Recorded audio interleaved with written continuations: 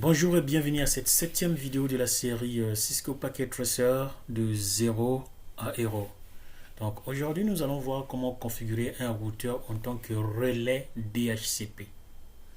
Donc le principe est que nous allons configurer ce serveur avec deux pools d'adresses, un pool pour le LAN 1 et un autre pool pour le LAN 2. Et nous allons donc configurer ce routeur pour relayer les messages de diffusion entre le routeur, entre le serveur et les terminaux, ou encore entre les terminaux et le serveur. Vous savez que le routeur, par défaut, est un équipement qui limite les domaines de diffusion, c'est-à-dire que le routeur bloque tout ce qui est message de diffusion. Mais en utilisant ces ports comme relais DHCP, cela permettra au message de tout ce qui est DHCP, les requêtes DHCP que je peux rappeler ici, donc le message de découverte, le message d'offre, le message requête et accusé de réception, qu'on appelle Discover, Offer, Request and Acknowledgement. Donc ces messages peuvent passer pour atteindre le serveur ou encore du serveur vers le routeur, parce que vous savez que lors de l'acquisition d'un bail DHCP, vous avez normalement 4 messages qui sont échangés entre le routeur, entre le serveur et le terminal. Donc le terminal va envoyer 2 messages et le serveur va également envoyer 2 messages, va répondre 2 messages en utilisant 2 messages. Donc l'échange de ces messages ne peut être possible que si le routeur accepte de faire passer ces messages de diffusion. Donc ici, nous allons donc dans un premier temps mettre des adresses IP au niveau de cette interface et de cette interface. Donc les mêmes adresses ici. Donc nous allons les mettre. Nous allons sur terminal. Voilà, ici, no conft no IP domaine lookup. Interface G0 bar 1 IP adresse 192.168.10.1 255.255.255.0 no shut.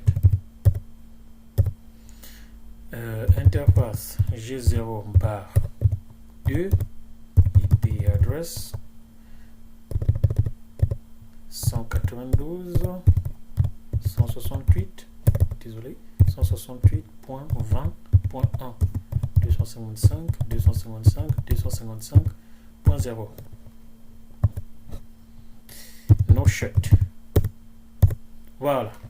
Donc là, nous avons fait la configuration IP au niveau de ces interfaces. Donc je vais faire également une configuration IP au niveau de l'interface qui est reliée à notre serveur.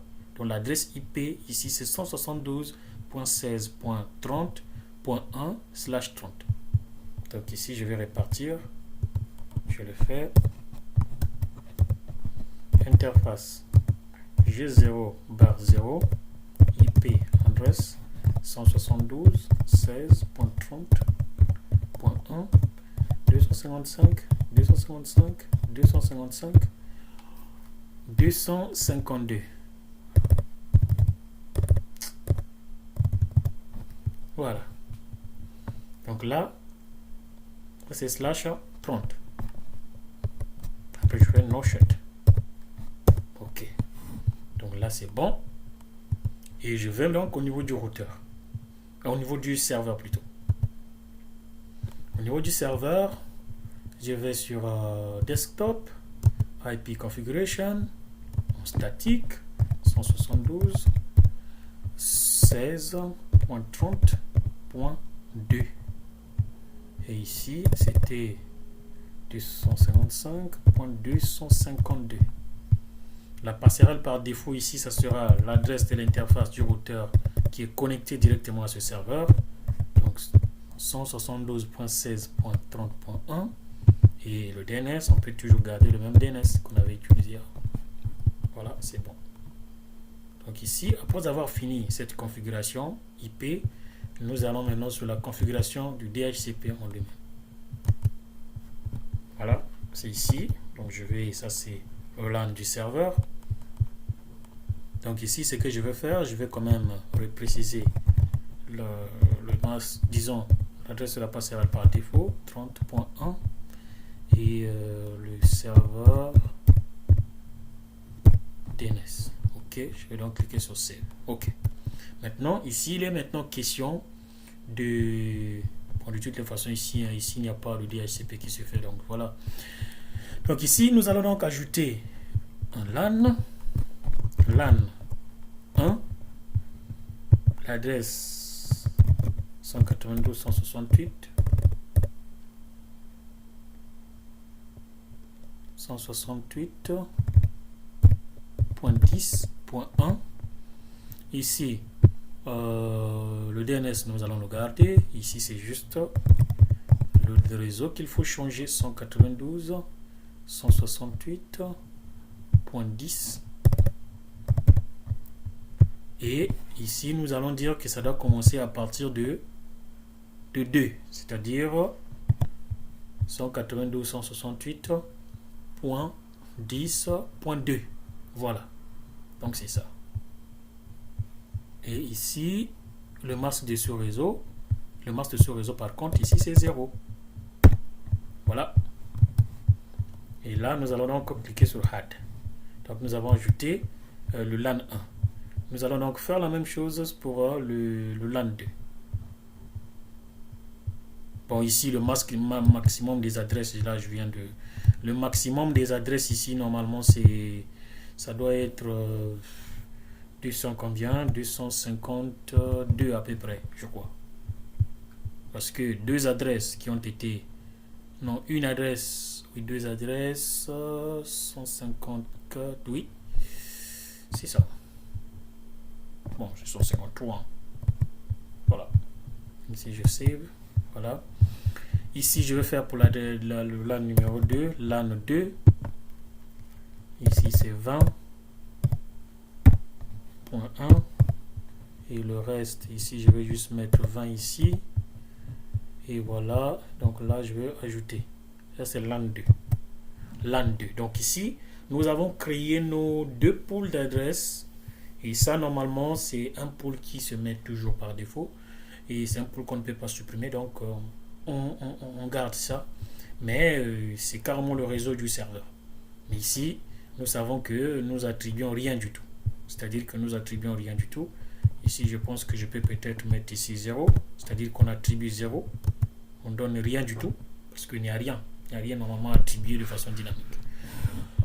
Ok, donc ici, une fois que cela est fait, nous allons donc cliquer ici sur On, c'est-à-dire nous activons le serveur, le service DHCP. Et nous allons fermer. Donc ici, vous allez me dire, bon, mais vu que déjà là, vous avez configuré, est-ce que ça ne va pas directement donner des adresses IP? Peut-être, donc nous allons vérifier. Nous allons vérifier. Voilà, nous allons vérifier.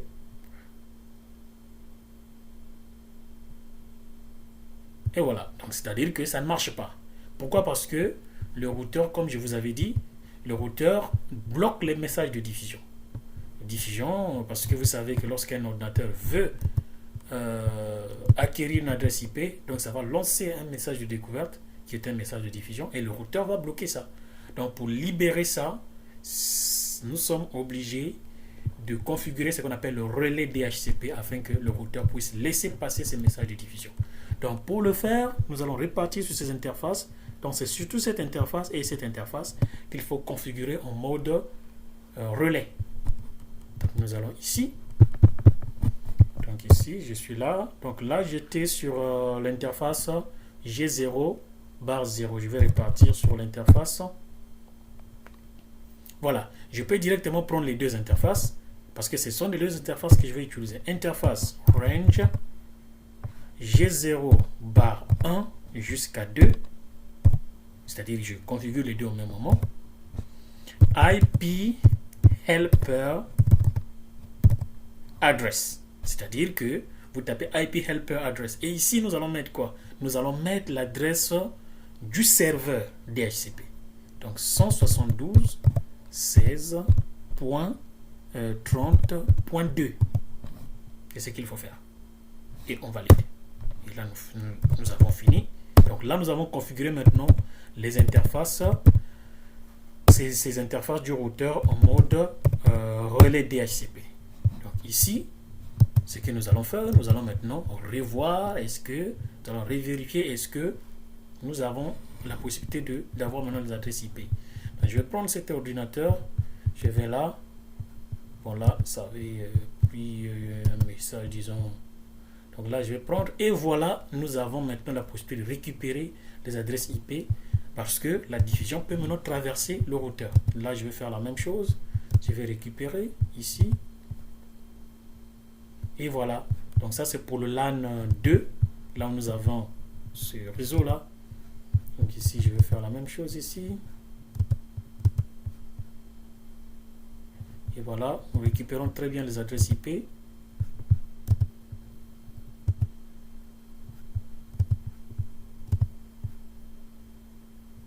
voilà, et nous pouvons faire pour le LAN 1 pour se rassurer que tout va bien. LAN 1. Et nous voyons très bien qu'on récupère la configuration DHCP à partir de ce qu'on a fait sur le serveur DHCP. Voilà. Donc ici, et nous pouvons donc tester la config, c'est-à-dire que je prends ici un ordinateur. Je vais comme ceci et je fais un ping 192.168.20.3 ou .4. Je fais ça et on attend. Voilà. Et voilà. Donc nous avons bel et bien une communication entre les deux réseaux locaux. Ou encore je peux aller en mode simulation afin que vous puissiez voir. Je peux prendre une PDU. Je prends ici.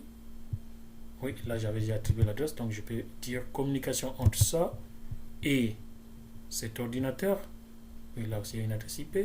Encore sur cet ordinateur. Ok, il y a une adresse IP. Donc là je vais lancer.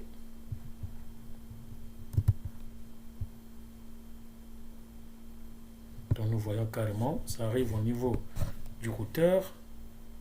Qu'est-ce qui se passe? Ouais. Et ça fait un broadcast. Voilà, seul cet ordinateur va répondre, vu que c'était destiné à lui.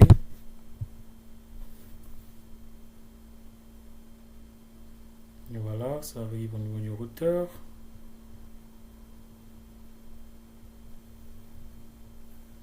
Ok, donc vous avez vu normalement que il y a une communication qui se fait sans problème entre les deux réseaux. Bien qu'en mode simulation, ça risque de prendre du temps et de rallonger la vidéo pour rien. Donc du coup, ce que nous avons fait pour dans ce TP, c'est que nous avons configuré ce serveur DHCP en y mettant deux pools d'adresses. Et les deux pools d'adresses étaient un pool d'adresses pour ce réseau, un pool d'adresses pour ce réseau. Et ici, nous avons attribué une adresse au niveau de ce serveur dans la même en fait dans le même lien local ou encore dans le même réseau local que l'interface du routeur rattachée au serveur, donc ici. Et après, nous avons configuré ces interfaces en relais DHCP pour relayer les messages de diffusion. Et c'est ce qui nous a permis de récupérer les adresses IP au niveau des terminaux connectés au niveau de chaque réseau local. Donc si vous avez aimé cette vidéo, likez, commentez et partagez.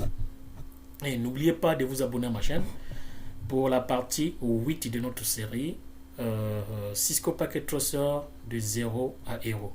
Dans la partie 8, nous allons aborder les VLAN et routage inter-VLAN. Donc merci beaucoup et à la prochaine.